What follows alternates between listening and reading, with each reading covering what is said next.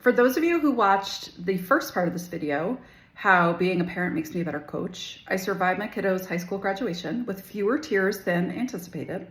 So I wanted to record the inverse today, which is how being a coach makes me a better parent.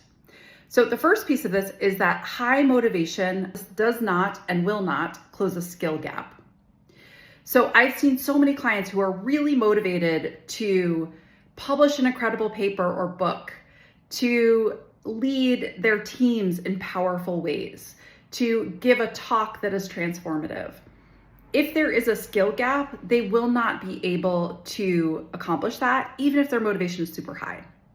So this is such a helpful reminder in parenting that if one of my kids is really motivated to do well in school or show up on their team or have a great recital, if there is a skill gap of some sort, even though they're highly motivated, they will not be able to do that. And we have to address the skill gap. Sometimes as parents, we think it's a motivation question when it's actually a skill gap matter. The second thing is that new habits are so challenging to generate for adults that expecting kids to do it is a really high bar. I've seen my clients, they all know they want to eat better, sleep better, exercise. They know all the information, but it's very hard for them to generate these healthful habits.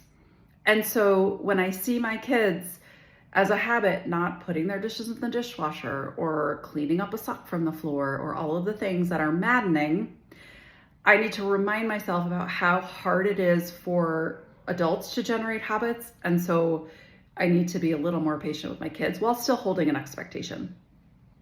The third piece is the end game. So I work with clients who are incredibly successful, right?